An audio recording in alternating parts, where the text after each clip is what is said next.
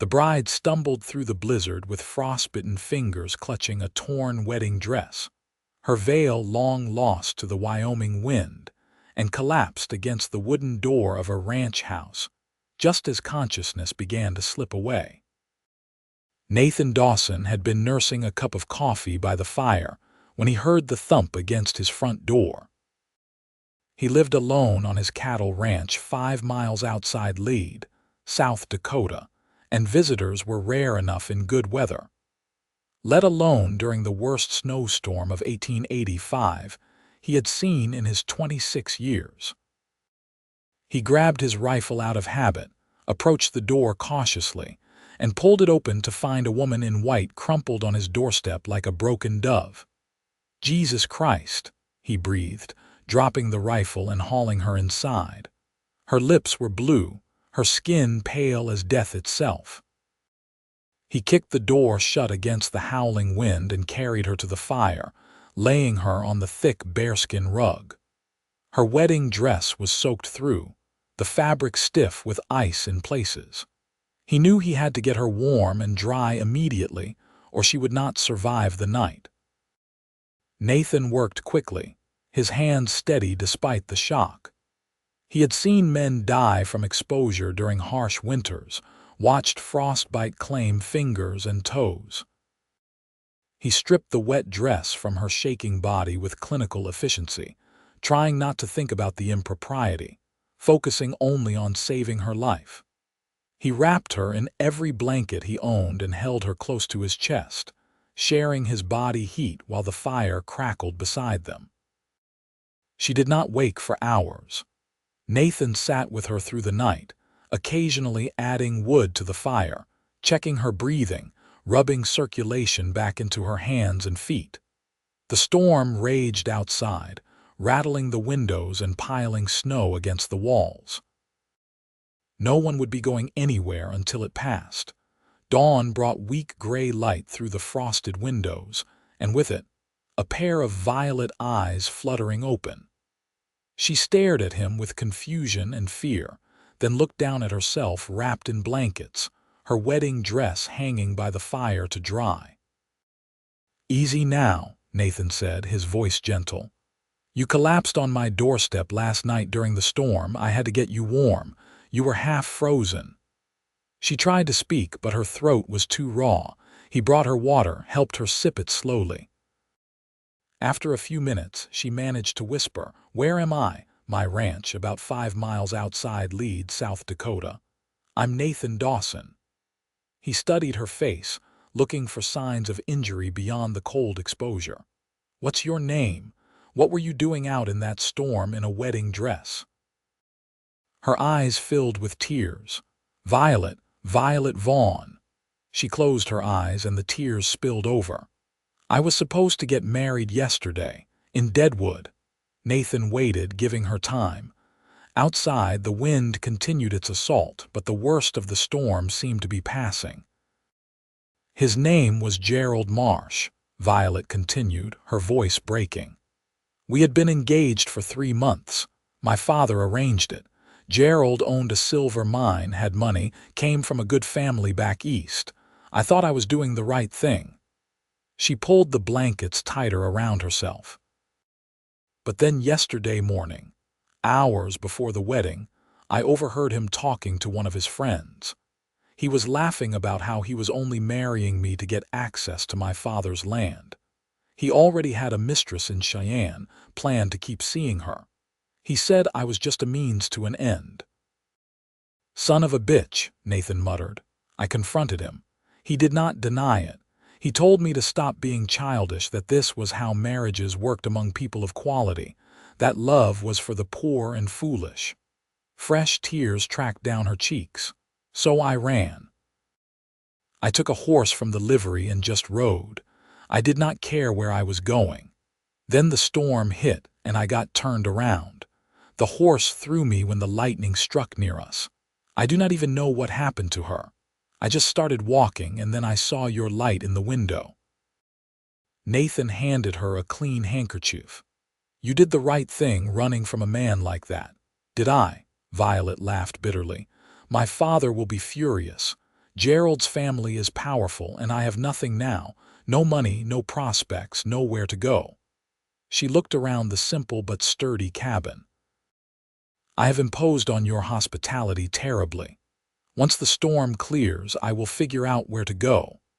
You are not going anywhere until you are fully recovered, Nathan said firmly. And you are welcome to stay as long as you need. I do not have much, but what I have, I will share. She looked at him properly for the first time, taking in his weathered face, dark hair that needed cutting, and eyes that held genuine kindness. Why would you help a stranger, especially one who brings nothing but trouble? Nathan added another log to the fire, considering his answer. My mother used to say that how a person treats those who can do nothing for them reveals their true character. You needed help, so I helped. Simple as that. He stood and moved toward the small kitchen area. Now, you need to eat something. I will make breakfast and you will rest. The storm should pass by tomorrow, and then we will figure out what comes next. Thank you, Violet whispered. I do not even know how to properly thank you. No thanks needed. You are home now with me until you are back on your feet. The words came out naturally, and Nathan realized he meant them. There was something about this woman, beyond her obvious beauty, that called to something in him. Perhaps it was her courage in running from a bad situation, or the vulnerability mixed with strength in her eyes. Whatever it was, he knew he could not turn her away. The storm did indeed pass by the next afternoon, leaving the landscape buried under 3 feet of fresh snow. Violet had recovered enough to move around, wearing one of Nathan's spare shirts and a pair of his trousers rolled up at the ankles. The sight of her in his clothes did something strange to his heart. I should try to send word to my father, Violet said, standing by the window and looking out at the white expanse. He will be worried, even if he is angry. The nearest town where we could send a telegram is Lead, but the roads will not be passable for at least a few days, Nathan replied. I need to check on my cattle, make sure they weathered the storm. You are welcome to come with me if you feel up to it, or you can stay here where it is warm. I will come, Violet said immediately. I have been enough of a burden.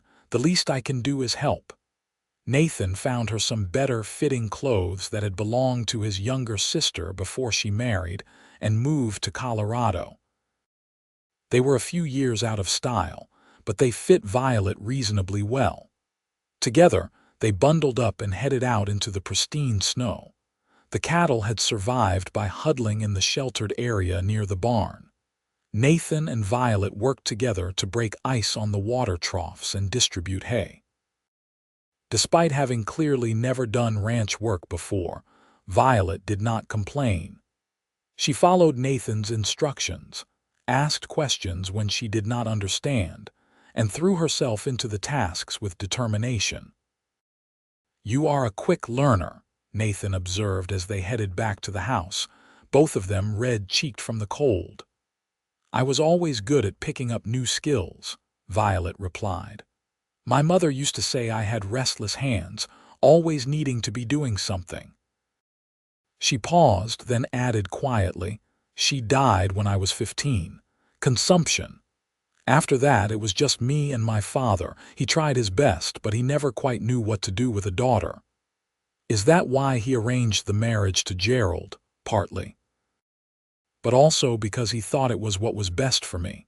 He grew up poor, built his business from nothing. He wanted me to have security, comfort, everything he did not have as a child. Violet kicked at a snowdrift. I do not blame him for wanting that. I just wish he had asked me what I wanted. What do you want? Nathan asked, genuinely curious. Violet was quiet for a long moment, considering. I want to matter, not just as someone's daughter or someone's wife, but as myself. I want to wake up each day with purpose. I want to feel alive. She glanced at him, a slight smile on her lips. Is that foolish? No, Nathan said softly. That is not foolish at all. Over the next several days, as the snow slowly melted and the roads remained impassable, A routine developed. Nathan would wake early and start the fire, make coffee. Violet would join him, and they would share breakfast together. Then they would tend to the animals, do whatever maintenance the ranch needed, and return to the house for simple dinners. In the evenings, they would sit by the fire, and Nathan would read aloud from his small collection of books while Violet mended his shirts or darned his socks, insisting on contributing something. They talked about everything. Nathan told her about growing up on this ranch, about his father dying when he was 18 and leaving him to run the place alone, about his struggles to make it profitable enough to survive. Violet shared stories of her childhood, her love of reading, her secret dream of maybe teaching school someday. "Why secret?" Nathan asked one evening. "Because ladies of quality are not supposed to work," Violet replied with a trace of bitterness. "We are supposed to marry well and manage households. Teaching would have been seen as beneath me, according to my father's circle. Seems to me that helping young minds grow is about the most important work there is," Nathan observed. Violet looked at him with such warmth that his heart skipped. "You have a good soul, Nathan Dawson." On the 8th day after the storm, a rider appeared on the horizon. Nathan and Violet were in the barn when they heard the horse approaching. Nathan stepped outside, his hand instinctively moving toward his pistol, relaxing only when he recognized Tom Mitchell, the postmaster from Lead. "Nathan," Tom called out, reining in his horse. "Glad to see you made it through the storm all right." His eyes moved past Nathan to where Violet had emerged from the barn, and his eyebrows rose. "And you have company." "Tom, this is Miss Violet Vaughn. She got caught in the storm and ended up here. Violet, this is Tom Mitchell. He runs the post office in Lead." "Violet Vaughn." Tom's expression shifted to recognition. "There has been quite a commotion about you, miss. Your father has had men out searching everywhere. There was talk you might have frozen to death in the storm." Violet paled slightly. "I need to send word that I am alive." "I can take a message back to town, have it telegraphed to Deadwood," Tom offered. "Though I should warn you, miss, there has been talk about you running out on your wedding. Some folks are saying unkind things." "Let them talk," Violet said, lifting her chin.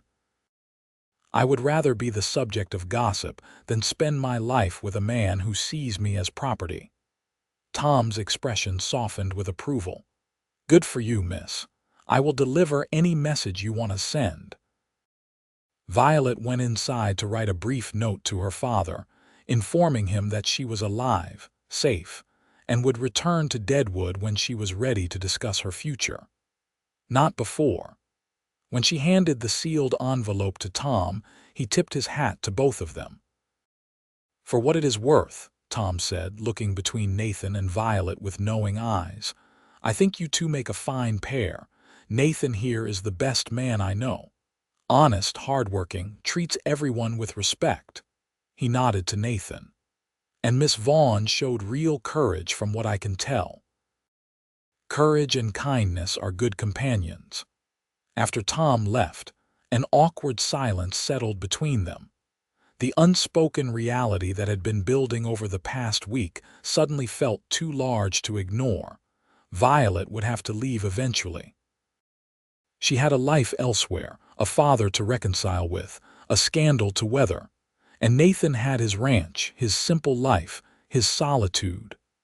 "I suppose I should start thinking about going back to Deadwood," Violet said quietly that evening. "Now that my father knows I am alive, I cannot keep hiding here." "You are not hiding," Nathan said. "You are recovering, and you are welcome to stay as long as you wish." "Nathan." She turned to face him, and in the firelight her eyes were luminous. "We need to talk about what happens next. We cannot keep pretending that this situation is sustainable." "Why not?" The words burst from him before he could stop them. "Why can you not stay here? Why do you have to go back to a place where people will judge you, where your father will try to push you into another arranged marriage? Because this is not my home. Because I am an unmarried woman living alone with an unmarried man, and every day I stay, the scandal grows worse. Because I have already destroyed my reputation, and I will not destroy yours as well. Nathan stood, crossing the room to stand before her. What if I do not care about scandal? What if I want you to stay? Violet's breath caught. Nathan, you do not know what you are saying. We have known each other barely over a week. I know that I have never felt more alive than I have these past days with you. I know that the thought of you leaving feels like someone is reaching into my chest and tearing out my heart. I know that when I imagined my future before, it was just me and this ranch and endless years of solitude. But now, when I imagine the future, you are in it. He took her hands in his calloused fingers gentle around hers. Stay with me, Violet. Marry me.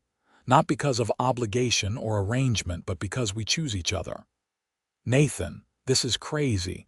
People will say I ran from one wedding straight into another. They will say I am a loose woman, that you are taking advantage. My father might refuse to accept it. Then let them talk. Let your father rage. None of that matters if you feel even a fraction of what I feel for you. He searched her face desperately. Tell me you do not feel this connection between us. Tell me these days have meant nothing to you, and I will take you back to Deadwood myself and never speak of this again. Violet's eyes filled with tears. I cannot tell you that. I cannot tell you that because it would be a lie. A sob caught in her throat. I have felt more at home here in your cabin, wearing borrowed clothes and doing ranch work, than I ever felt in my father's fine house with all his society friends. When I look at you, I see a future I never dared to dream of. But Nathan, marriage is serious. We cannot just rush into it because of feelings. Why not? People rush into marriages for money and status all the time. Why is it so wrong to rush into one because of love? The word hung in the air between them. Love. Neither of them had said it before, but now it was there, undeniable. Do you love me? Violet whispered. Yes, Nathan said without hesitation. I know it is fast, I know it seems impossible, but yes. I love you, Violet Vaughn. I love your courage and your kindness and the way you throw yourself into everything you do. I love how you look in the morning with your hair all tangled from sleep. I love the sound of your laugh. I love that you are not afraid of hard work. I love that you ran away from a life that would have crushed your spirit. I love you, and I want to spend the rest of my life proving it to you. Violet was crying openly now, but she was also smiling. I love you too. God help me, I love you too, Nathan. You make me feel brave and strong and valued. You see me, not just as a pretty face or a useful connection, but as a person, as someone with worth. Nathan pulled her into his arms, holding her close. She fit against him perfectly, her head tucked under his chin. For a long moment they just stood there, wrapped in each other, the fire crackling beside them. So what do we do? Violet finally asked, her voice muffled against his chest. We go to Lead tomorrow, we find a preacher, we get married. Nathan pulled back enough to look at her face. Unless you want something bigger, something with your father present. No, Violet said firmly. If I marry you, I want it to be just us, simple and real and honest. I have had enough of big productions and other people's expectations. Then tomorrow, if you are sure, we will go to town and become husband and wife. Violet reached up, cupping his face in her hands. I am sure. For the first time in my life, I am completely sure of something. She pulled his face down to hers, and their lips met in a kiss that felt like coming home, like finding something precious you did not know you had lost.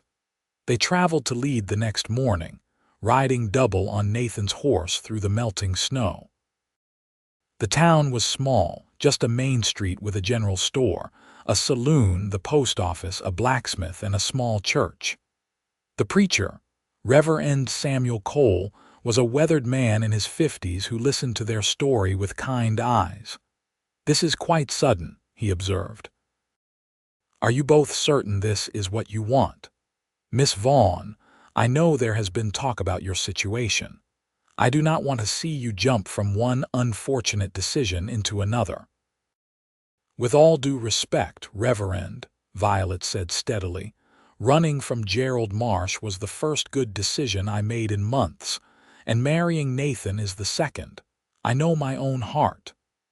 And you, Nathan. You understand that marrying this young woman will bring talk, possibly trouble from her family." "I understand," Nathan replied, "and I do not care. I want Violet as my wife for better or worse, whatever comes."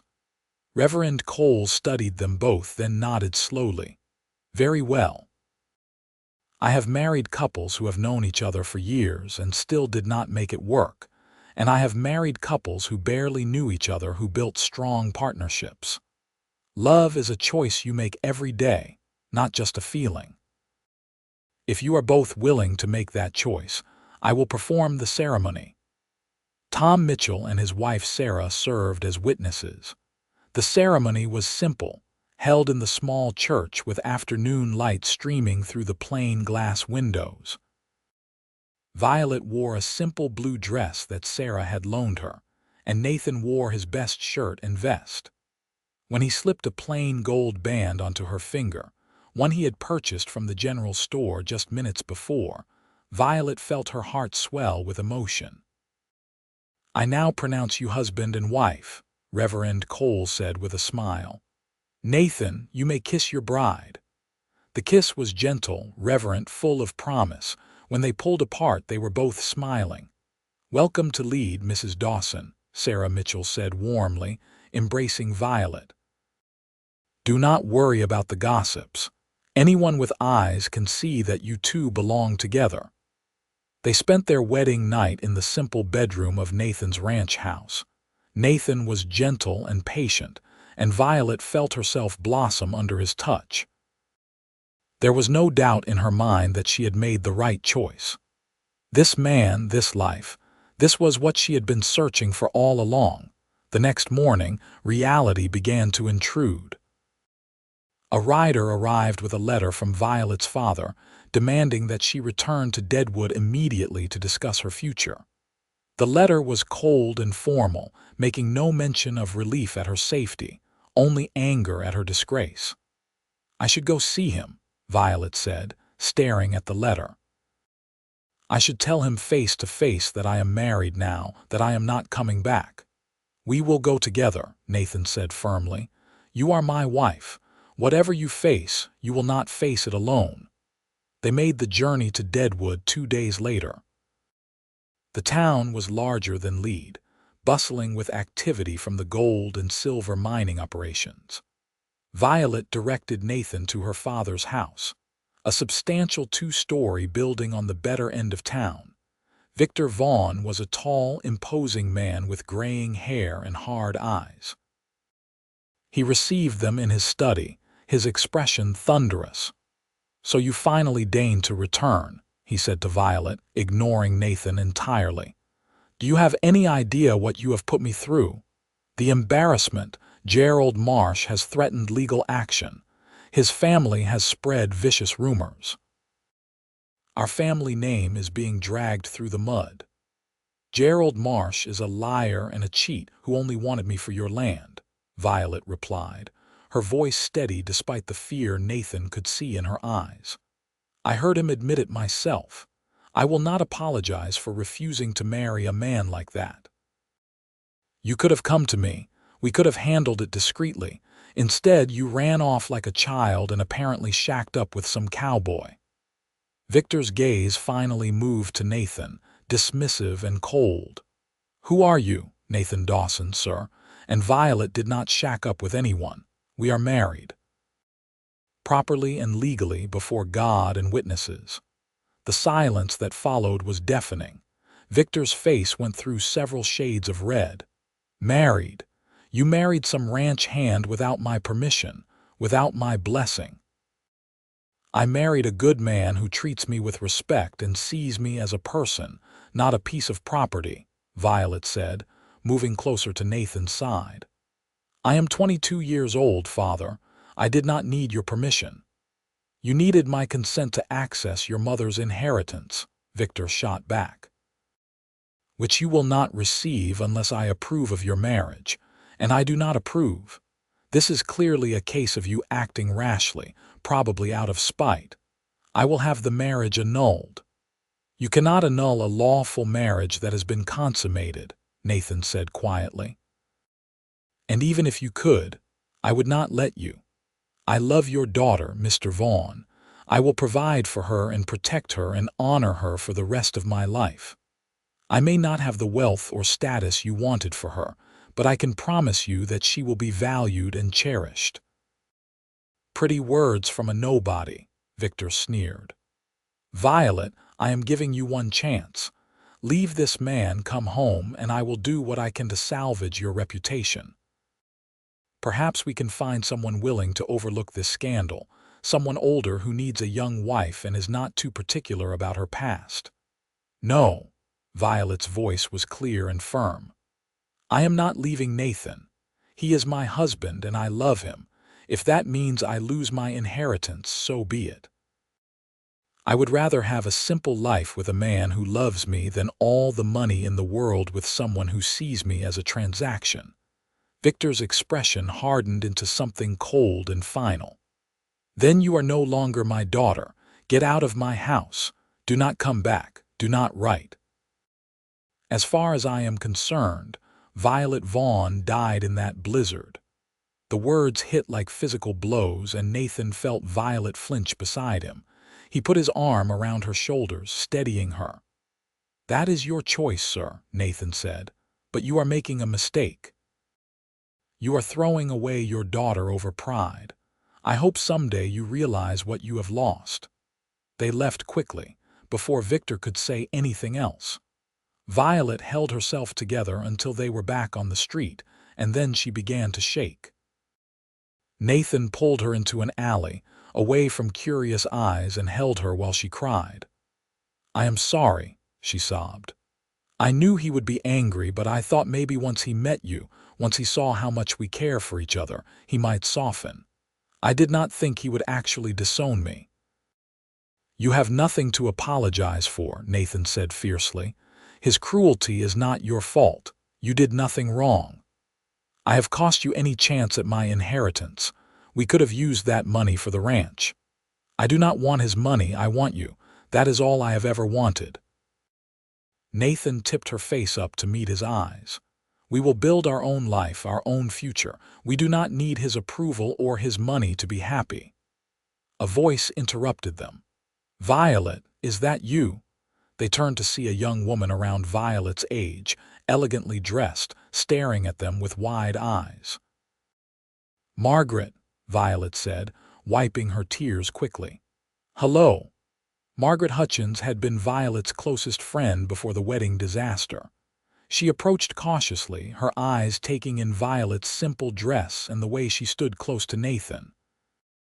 Everyone thought you were dead, Margaret said softly, or run off to San Francisco, but here you are. She looked at Nathan.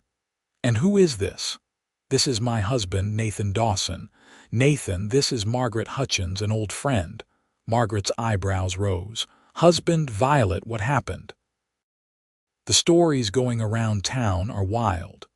Over coffee at a small cafe, Violet told Margaret everything. About Gerald's betrayal, about the storm, about Nathan saving her life, about falling in love and getting married. Margaret listened without judgment, and when the story was finished, she reached across the table to squeeze Violet's hand. I am glad you found happiness, Margaret said sincerely. And I am not surprised Gerald turned out to be awful. I never liked him, truth be told. There was something cold about his eyes. She glanced at Nathan. You, on the other hand, look at Violet like she hung the moon. Nathan felt his ears heat, but he did not deny it. What are you going to do now? Margaret asked. Your father is telling everyone who will listen that you are dead to him. The gossip is vicious. We are going back to the ranch near Lead, Violet said. We are going to build a life there. I do not care what people in Deadwood say about me. Good, Margaret said firmly. Though I should warn you, Gerald is still in town.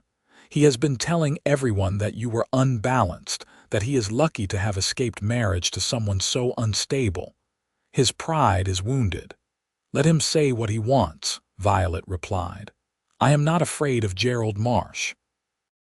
But as they left Deadwood the next morning, heading back toward Lead and home, Nathan noticed a group of men on horseback following them at a distance. He did not mention it to Violet, not wanting to worry her, but he kept his hand near his pistol and his eyes on the riders. They were about an hour out of town when the riders caught up. There were 5 of them, led by a well-dressed man in his early 30s with cold blue eyes. Gerald Marsh. Well, well, Gerald said, his voice dripping with false courtesy. The runaway bride and her peasant husband. Nathan reined in his horse, positioning himself slightly in front of Violet. What do you want, Marsh? Just to have a conversation with my former fiancé, Gerald replied smoothly. Violet, surely you realize this hasty marriage was a mistake. You were upset, not thinking clearly. Come back to Deadwood with me. I am willing to overlook your indiscretion. No, Violet said coldly. I am married to Nathan and I love him. Leave us alone, Gerald. Gerald's pleasant expression slipped, revealing anger beneath. You think you can embarrass me like this and just walk away? Do you know what people are saying? That I was not good enough for you, that you preferred some dirt-poor rancher over me. You were not good enough for her, Nathan said quietly. A real man would not have lied and cheated and treated her like property. And you are a real man, Gerald sneered. You are nothing, a nobody with a failing ranch and no prospects. You saw an opportunity to marry up and you took it. But here is the thing, Dawson. Violet's father has disowned her. She brings nothing to this marriage. No money, no connections, nothing. So what exactly did you gain? Everything that matters, Nathan replied. Now get out of our way. Gerald's expression hardened. I think not. You see, I have been thinking about this situation, about how Violet humiliated me, about how you took advantage of a vulnerable woman. And I have decided that there need to be consequences. The men with Gerald spread out, blocking the road. Nathan's hand moved to his pistol, but he was outnumbered. His mind raced, calculating odds, looking for options. Nathan does not carry much money, Violet said quickly. If you are planning to rob us, you will be disappointed. I do not want money, Gerald said. I want you to understand that you cannot make a fool of Gerald Marsh without paying a price. What happened next occurred so quickly that Nathan barely had time to process it. Gerald reached for Violet, clearly intending to pull her from the horse. Nathan drew his pistol, but one of Gerald's men was faster, knocking it from his hand. Nathan launched himself from his horse, tackling the man closest to Violet. The fight was brutal and short. Nathan had grown up doing ranch work, was stronger than he looked, but he was 1 against 5. He managed to land several good punches, heard a satisfying crack when his fist connected with someone's nose, but eventually they overwhelmed him. He was on the ground, tasting blood, when he heard Violet scream. Through blurry vision, he saw her on the ground too, Gerald standing over her with his hand raised. White-hot rage cleared Nathan's head, and he surged to his feet despite the men trying to hold him down. He hit Gerald with enough force to send the other man sprawling, then positioned himself between Gerald and Violet like a wall. You want to hit someone, Nathan spat, blood running from his split lip. Try hitting me. Leave her alone. How romantic, Gerald drawled, getting to his feet and brushing dirt from his expensive coat. The gallant cowboy protecting his lady. It is almost touching. He nodded to his men. Teach him what happens when you steal another man's property. I was never your property. Violet shouted, but her voice was lost in the chaos as Gerald's men advanced on Nathan again. This time, they were not just fighting. They were delivering a beating, meant to hurt and humiliate. Nathan tried to fight back, but there were too many of them. He curled up, trying to protect his vital organs, thinking through the pain that he had to survive this, had to be there for Violet. Then, miraculously, the blows stopped. Nathan heard gunshots, shouting, the sound of horses. He managed to raise his head and saw riders approaching. Tom Mitchell and 3 other men from Lead, all armed. "That is enough," Tom shouted, his rifle trained on Gerald. "Unless you want to get shot, Marsh, I suggest you and your boys clear out." Gerald's face was murderous, but he was smart enough to recognize that he was now outnumbered. "This is not over," he said, pointing at Nathan and Violet. "You both will regret this. The only one who is going to have regrets is you if you do not get moving," Tom said coldly. "We do not take kindly to men who beat up our neighbors and threaten women. Now ride before I forget I am a God-fearing man." Gerald and his men left, though not before Gerald shot one last venomous look at Violet. As soon as they were gone, Violet rushed to Nathan's side, tears streaming down her face. "Nathan, oh God, Nathan, are you all right?" "I am fine," he managed, though everything hurt. Tom and the others helped him to his feet, steadied him while his head stopped spinning. "We were heading back from a cattle auction when we saw the commotion," Tom explained. "Figured you might need some help." "You figured right," Nathan said gratefully. "Thank you, Tom, all of you." "That is what neighbors do," Tom replied. "Now let us get you 2 home and patched up." Back at the ranch, Violet tended to Nathan's injuries with shaking hands. His ribs were bruised, his face cut and swelling, but nothing was broken. As she cleaned the blood from his face, she kept crying. "This is my fault," she whispered. "You got hurt because of me." "No," Nathan said firmly, wincing as she pressed too hard on a tender spot. "I got hurt because Gerald Marsh is a coward who cannot handle rejection. None of this is your fault, Violet, do you hear me? None of it. What if he comes back? What if he tries to hurt you again? Then I will be ready." Nathan caught her hands, stilling them. "Look at me, Violet. I would take 100 beatings if it meant keeping you safe. I do not regret standing up to him. I do not regret any of this." "How can you say that? You are hurt because of me." "I am alive because of you. You gave my life meaning. Before you, I was just going through the motions, existing but not really living. Now I have a reason to wake up each morning. I have a future to look forward to. I have love." He pulled her close, ignoring the pain in his ribs. "You are worth every bruise, every cut, everything." Violet buried her face in his shoulder and cried. When the tears finally subsided, she pulled back and looked at him with red-rimmed but determined eyes. "We are going to build a good life here," she said. "We are going to make this ranch thrive. We are going to be happy. And we are not going to let people like Gerald or my father steal that from us." "Damn right we are," Nathan agreed. Over the following weeks, they settled into their new life together. Violet threw herself into learning everything about running a ranch. She was not content to just manage the household. She wanted to understand all aspects of the operation. Nathan taught her how to ride properly, how to care for cattle, how to mend fences and assess grazing land. She was a quick study, fearless and determined. In turn, Violet brought organization and efficiency to aspects of the ranch that Nathan had let slide. She improved their bookkeeping, found ways to reduce costs, and even managed to negotiate a better price for their beef with a buyer in Rapid City. She also began teaching reading and writing to the children of their neighbors, offering lessons twice a week in their small cabin.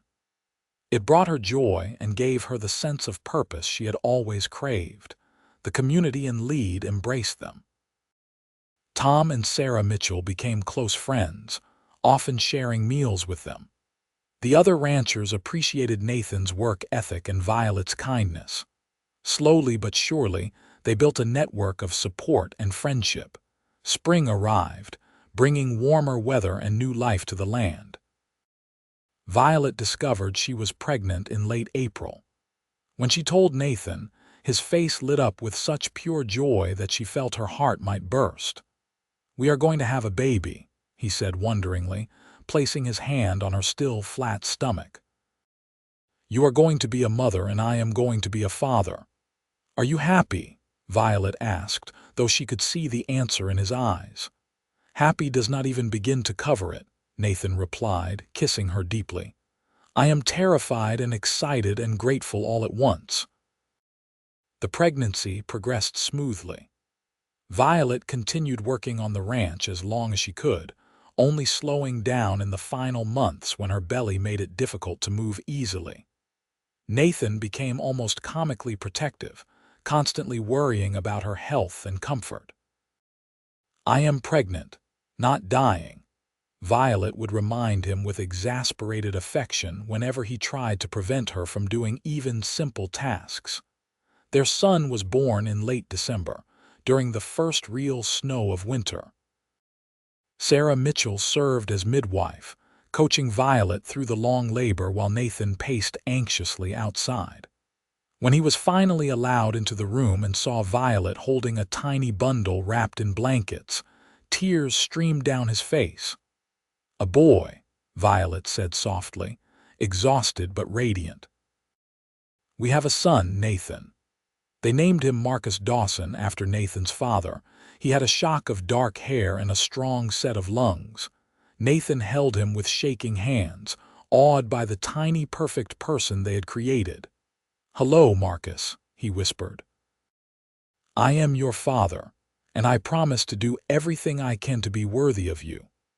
Watching her husband cradle their son, Violet felt a contentment so profound it brought fresh tears to her eyes. A year ago, she had been preparing to marry a man she did not love, heading toward a life of quiet desperation. Now she was here, in a simple cabin with the man who had saved her life in more ways than one, holding their child, surrounded by love. The first years of Marcus's life were challenging but wonderful. The ranch continued to grow modestly. They would never be wealthy, but they had enough.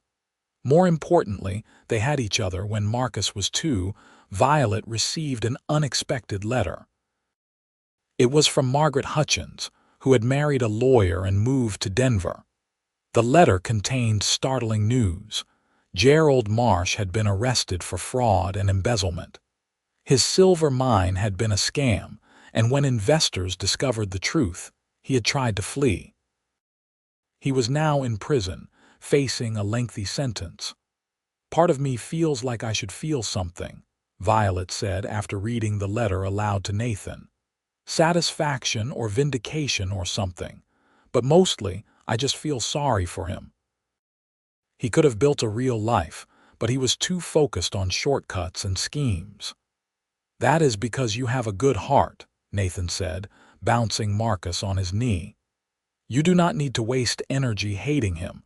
We have too much good in our lives to focus on the bad." When Marcus was 3, another letter arrived. This one was from an attorney in Deadwood, informing Violet that her father had died suddenly of a heart attack. The letter went on to explain that, despite his threats to disown her, Victor Vaughn had never actually changed his will. Violet was still his heir. The inheritance was substantial. Land, investments, the house in Deadwood, and a considerable amount of money. Violet stared at the letter for a long time, processing the information. "What do you want to do?" Nathan asked carefully. "I do not know," Violet admitted. "Part of me wants to refuse it. He disowned me, after all. He said I was dead to him." "But he did not follow through on that legally," Nathan pointed out. "Maybe that means something. Maybe in his own way he regretted how things ended, Violet considered this. Or maybe he just never got around to changing the will. Maybe. But does it matter? He is gone, Violet. You cannot reconcile with him or get closure. All you can do is decide what to do with what he left behind. After much thought and discussion, they decided to accept the inheritance. They sold the house in Deadwood and most of the investments, but kept some of Victor's land that bordered their ranch. The money allowed them to expand their operation significantly, hire a few ranch hands, and build a larger house with room for their growing family. Because Violet was pregnant again. Their second child, a daughter they named Nora, was born in the spring. She had Violet's violet eyes and Nathan's dark hair, and she was the apple of her father's eye from the moment she entered the world. 2 years later, another son arrived, whom they named Thomas after their friend Tom Mitchell. The ranch was now successful enough that they could afford help, which was good because 3 children kept them busy. Violet never forgot her dream of teaching, and as the children grew, she opened a proper school in Lead, funded partially by her inheritance.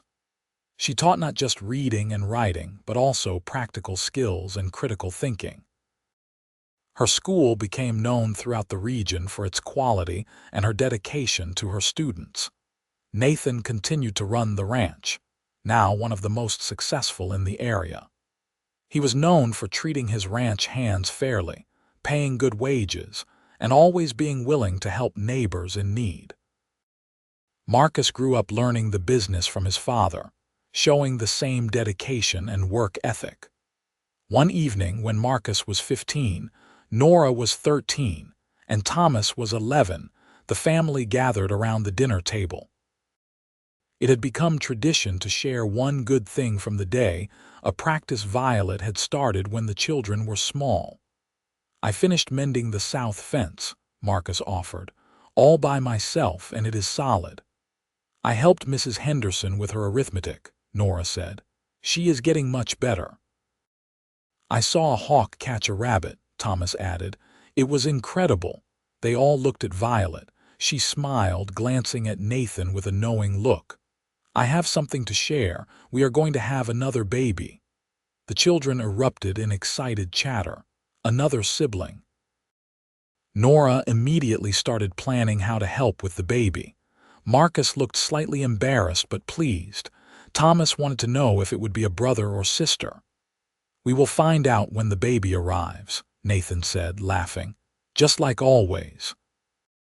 That night, after the children were in bed, Nathan and Violet sat on the porch of their home, looking out at the land that had become their legacy. The stars were brilliant overhead, and the night air was sweet with the scent of grass and earth. "Did you ever imagine this?" Violet asked, leaning against Nathan's shoulder. "When I showed up on your doorstep that night, freezing and desperate, did you ever imagine we would end up here?" "Honestly, no," Nathan admitted. "I thought I would spend my life alone. I had resigned myself to it. But then you arrived, like a gift I had not known I needed, and everything changed." "You saved my life that night," Violet said softly. "In so many ways." "We saved each other," Nathan corrected.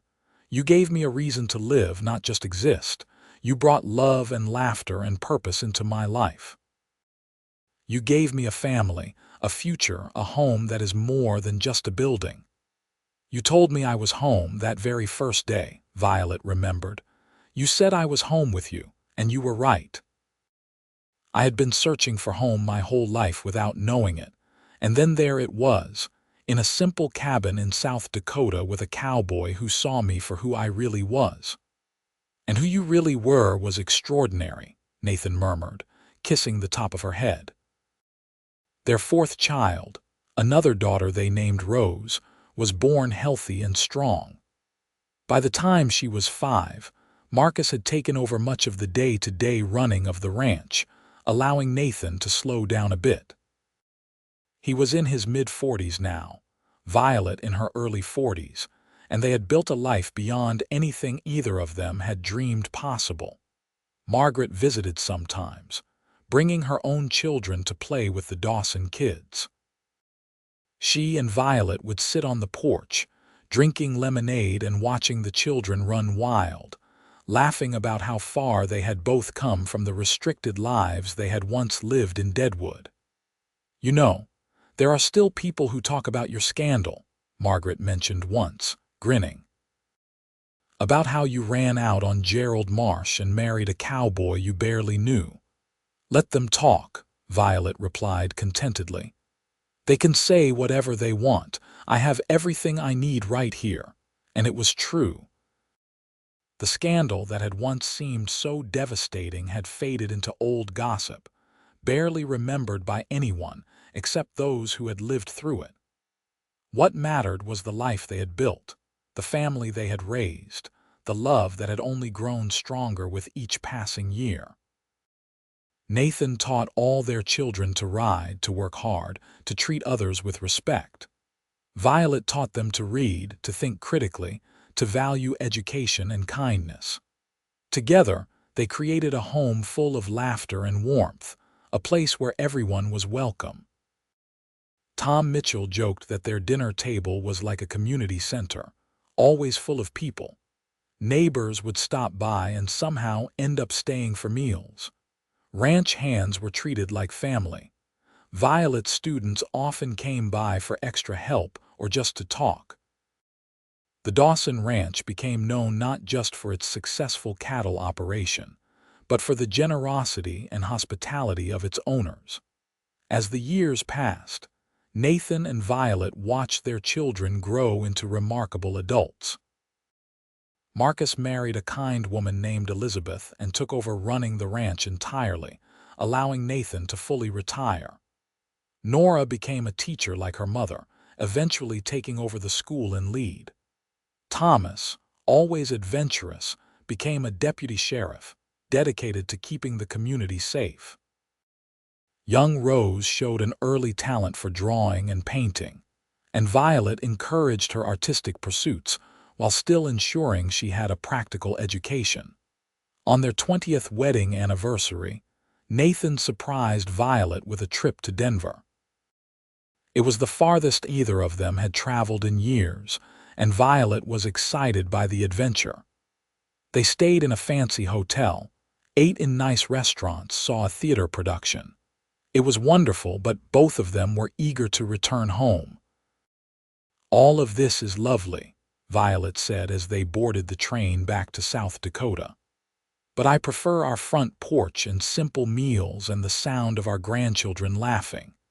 Because by then, Marcus and Elizabeth had given them 2 grandchildren, with another on the way. Nora was engaged to be married. The family continued to grow and thrive. Nathan, now in his late 40s, had some silver in his hair, and Violet had laugh lines around her eyes, but they were both healthy and happy. They still worked together, though their roles had shifted. Nathan advised Marcus on the ranch, but did not do the heavy labor anymore. Violet still taught, but had assistants now to help with the larger school. On quiet evenings, they would often reflect on the journey that had brought them to this point. The blizzard that had seemed like a disaster had actually been the best thing that ever happened to either of them. "Do you ever wonder what would have happened if you had not run that night?" Nathan asked once. "If you had gone through with marrying Gerald?" "No," Violet said firmly. "I do not waste time on what-ifs. I am too grateful for what is. Even with all the hardships, the estrangement from your father, the scandal, the struggles we faced building this life, especially because of those things," Violet replied. "The easy path is not always the right path. Everything we have, we built together through hard work and love. That makes it all the more precious." Nathan pulled her close, marveling as he always did at how perfectly she fit against him. "I love you, Violet Dawson. More now than even on the day we married, which I would not have thought possible. I love you too, Nathan. Always." When Nathan was 52, he developed a persistent cough that worried everyone. Violet insisted he see the doctor in Rapid City, who diagnosed him with a lung infection, but assured them it was treatable. With rest and medicine, Nathan recovered fully, though the scare reminded them both that life was precious and should not be taken for granted. They made a point to tell their children they loved them more often, to appreciate small moments, to not put off until tomorrow what could be enjoyed today. They taught their grandchildren to ride, told them stories about the old days, and passed on the values that had guided their own lives. Violet's school continued to thrive, eventually expanding to include higher-level classes. Some of her former students went on to become teachers themselves, spreading education throughout the region. She took quiet pride in knowing that she had made a real difference in people's lives. Nathan's legacy was equally significant. The ranch he had built employed dozens of people over the years, providing good jobs and supporting families. He had helped establish a cooperative with other local ranchers that gave them better negotiating power with buyers. He had mentored young ranchers, sharing his knowledge freely. Together, they had created something that would last long after they were gone. On their 30th wedding anniversary, the whole family gathered for a celebration.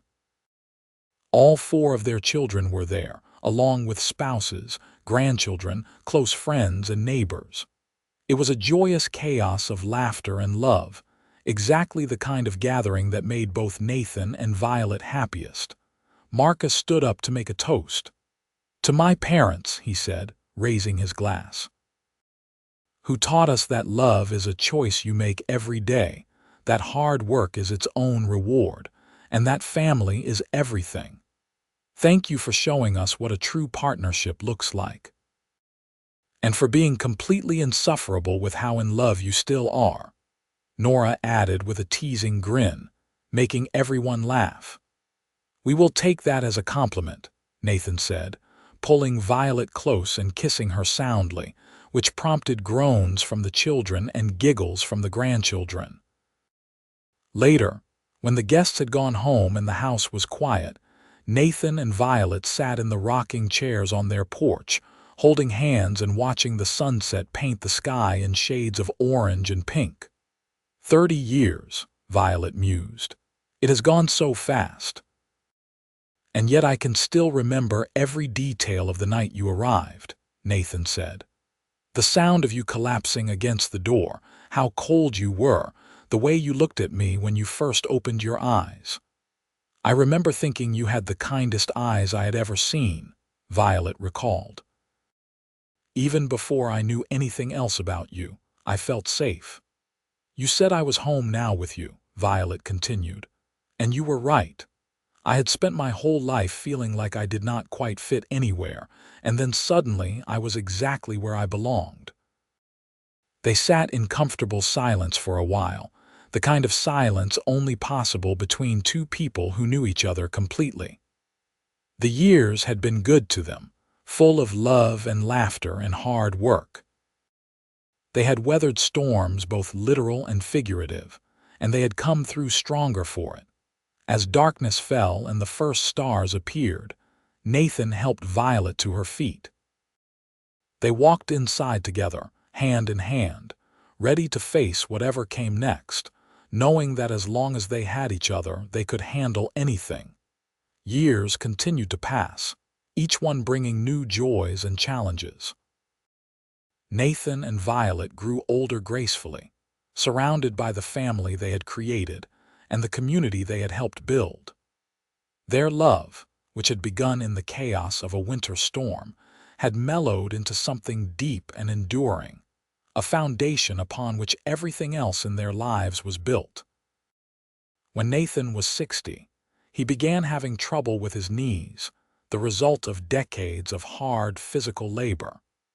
Violet would rub liniment into them each evening, her touch as gentle and loving as it had been when they were newlyweds. He would joke that he was falling apart, and she would remind him that he was aging like fine wine, getting better with time. Violet developed arthritis in her hands, making writing difficult. It frustrated her terribly until Nathan suggested she dictate lessons to an assistant. She adapted, as she always did, finding new ways to do the work she loved. Their children brought them immense pride.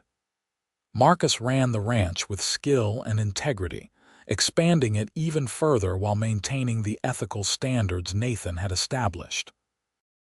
Nora's school became one of the best in the territory, known for producing excellent students. Thomas rose to become sheriff, respected and trusted by everyone in the county. Rose's paintings were sold in galleries as far away as Chicago, but she always came home to South Dakota, saying that the wide skies and endless prairies were her true inspiration. The grandchildren multiplied, and then great-grandchildren began arriving. The Dawson family tree spread wide and deep, but its roots were always traced back to that winter night when a desperate woman in a wedding dress had collapsed on a cowboy's doorstep, on their 40th anniversary. Too old now for big celebrations, Nathan and Violet spent the day quietly together. They rode out to a favorite spot on the ranch, a small hill that overlooked their land. Nathan helped Violet down from her horse and they sat together on the grass, looking at everything they had built. "You have any regrets?" Nathan asked, his voice rough with age but still warm. "Not a single one," Violet replied without hesitation. "Well, maybe I regret not making peace with my father before he died, but even that led to something good in the end. His inheritance allowed us to expand the ranch, to build the school, to do so much more than we could have otherwise." "I regret that you lost those years with him," Nathan said. "You deserved better from him." "I had you," Violet said simply. "I had you and our children and this life. That was more than enough." She leaned her head on his shoulder. "Tell me about the night we met. Tell me the story." Nathan smiled. He had told this story countless times to their children and grandchildren, but Violet never tired of hearing it. "It was the worst blizzard I had ever seen," he began. "The wind was howling like a living thing, and snow was coming down so thick I could barely see the barn from the house. I was sitting by the fire, thinking about how long and lonely the winter was going to be, and then I heard this sound, like something hitting the door." "And you grabbed your rifle because you thought it might be a threat," Violet continued, knowing the story by heart. "I did. But when I opened the door, there you were, an angel in white, half frozen, more beautiful than anything I had ever seen. I remember thinking that this could not be real, that you must be a dream or a vision brought on by the storm. But I was real. You were real. And you were mine from that moment on, though I did not know it yet. I just knew I had to save you, had to keep you warm and safe. And you did. You saved me in every way a person can be saved." They sat together until the sun began to set, painting the sky in the brilliant colors they had watched together for 4 decades. Their bodies were old now, worn by time and work, but their love was as strong as ever, perhaps stronger for having been tested and proven over so many years. Nathan died peacefully in his sleep at the age of 73, with Violet beside him as she had been for nearly 50 years. She woke in the morning to find him still and quiet, a slight smile on his face. Though her heart shattered, there was comfort in knowing he had gone peacefully in their bed in the home they had built together. The funeral was one of the largest Lead had ever seen. People came from all over the territory to pay their respects to a man who had been a friend to many, an enemy to none, and a pillar of his community. Violet stood strong through it all, supported by her children and grandchildren, remembering Nathan's words that love was a choice made every day. She chose to celebrate the life they had shared rather than drown in grief over losing him. Violet lived another 5 years after Nathan's death. She continued to teach as long as she was able, took joy in her ever-growing family, and spent quiet evenings on the porch in her rocking chair, talking to Nathan as if he were still beside her. She never remarried, never even considered it. She had found her great love, and one had been enough. When Violet passed away at the age of 76, she was surrounded by family, in the house she and Nathan had built, on the land they had worked together. Her last words were a smile and a whisper. "I am coming home to you, Nathan." She was buried beside him in the small cemetery outside Leeds, their graves marked with simple headstones that bore their names and the dates of their lives. But their true legacy was not in stone.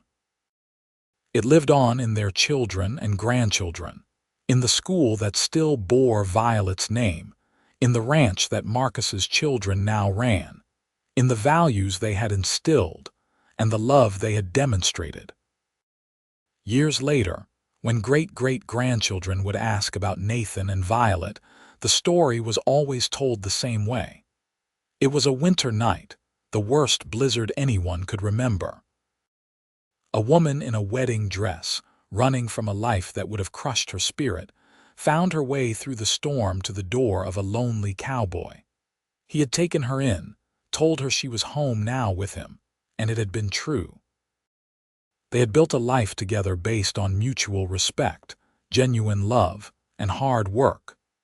They had faced scandals and hardships and the simple challenges of everyday life, and they had overcome them all because they had chosen each other, every single day, for nearly 50 years. It was a love story for the ages, born in the harsh wilderness of the Old West, tempered by struggle, strengthened by time. A reminder that sometimes the worst storms bring the greatest blessings, and that home is not a place but a person, chosen and cherished above all others. The Dawson Ranch continued to thrive for generations, each new custodian remembering the story of how it all began. The school Violet founded eventually became part of a larger educational system, but kept her name and her philosophy of practical, compassionate teaching. The family grew and spread, some staying in South Dakota, others venturing to new places, but all carrying with them the legacy of Nathan and Violet. Their story became legend in Leeds and the surrounding areas. Young couples would visit their graves, hoping that some of that enduring love would bless their own marriages. Old-timers would tell the tale to newcomers, embellishing certain details perhaps, but always keeping the heart of it true.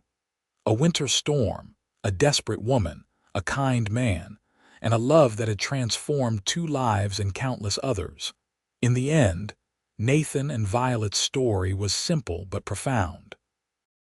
They had found each other in the darkest, coldest moment, and they had created light and warmth that lasted long after they were gone. They had proven that love, real love, was not about grand gestures or perfect circumstances. It was about showing up every day, doing the work, making the choice to honor and cherish the person you had committed yourself to.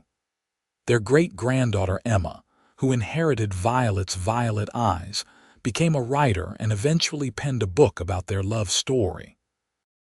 It was published in 1947 and became a modest bestseller, introducing Nathan and Violet to people far beyond South Dakota. Readers across the country were moved by the tale of the cowboy and his freezing bride, of the love that had begun in a blizzard and had never once thawed. Emma visited the ranch while researching the book, now run by her cousin Daniel, Marcus's grandson. She sat on the porch where Nathan and Violet had spent countless evenings and felt their presence in every board and nail.